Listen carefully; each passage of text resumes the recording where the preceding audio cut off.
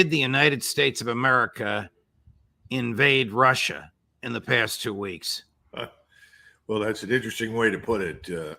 We've certainly captured some audio that suggests that Americans and British citizens, ostensibly in Ukrainian uniform, were involved in the operations on the ground there. So I suppose you could make the argument that it was at least planned to some extent by NATO. I'm hearing people say that they planned this some time ago. It's possible. But beyond that, I don't know too much. I know more about the Russian response than I do about what's left of the Ukrainian force, which I don't think is very much.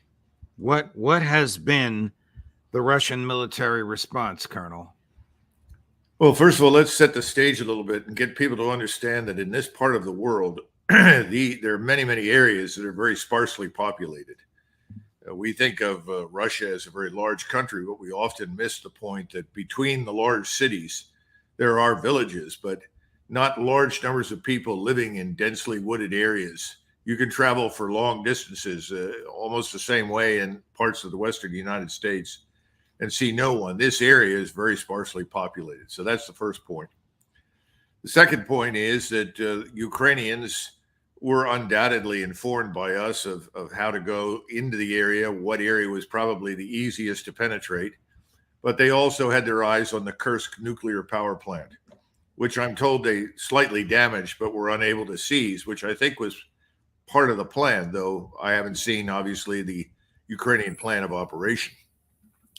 Contrary to popular belief, the Russians have not panicked at all. And what's happened is that in a set of pincers from either side of the main routes, you now have Chechen forces and Wagner forces on the ground, supplemented by enormous quantities of striking power from Russian artillery, rockets, drones, missiles.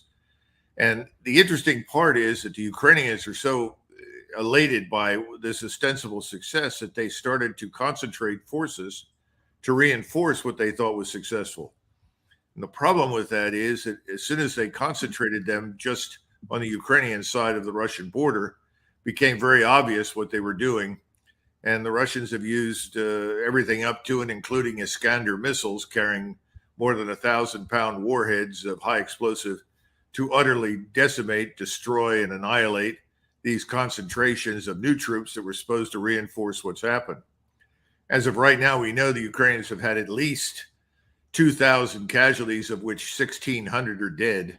Most of the equipment, Humvees, MRAPs, BTRs, things like that have been destroyed. So it's turned into a PR exercise as opposed to anything of any operational military value. And of course, the strategic outcome of this, in my judgment, the most important part of it, is that I think Moscow has decided there will be no further attempts to negotiate an